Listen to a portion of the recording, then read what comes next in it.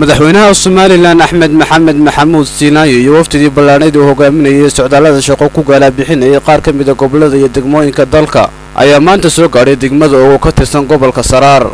madaxweynaha iyo wafdigiisa oo ka soo laabtay gobolka Sool ayaa waxa si diiran ugu soo dhaweeyay degmada oo ka tirsan gobolka Saraar boqolaal ka tirsan shacabka ku dhaqan degmadaasi oo ay horkacayeen maamulka degmadaasi dadweynahan oo ruuxayay caleemo qoyan iyo waliba astaanta calanka Soomaaliland isla markaana ku dhawaaqay halku dhigay yeeriyo ay ku soo dhaweynayaan madaxweynaha waxaana madaxweynuhu markii uu soo gaaray degmada oo si rasmi ah xadhiga uga jaray mashaariicaha ay xukuumaddiisu ku hirgelisay degmadaasi mashaariicahan oo ay ka mid ahaayeen xarunta dawladda hoose ee degmada Og halka uu madaxweynuhu dhagax dhigay saldhig boolis oo yeelan doonaan ciidamada booliska degmada Og waxaana ugu horreynba madashaasi ka hadlay wasiirka tamarta iyo maadaamta Soomaaliland oo madaxweynaha uga warbixiyay mashaariicdani iyo faa'iidada ay u leeyihiin bulshada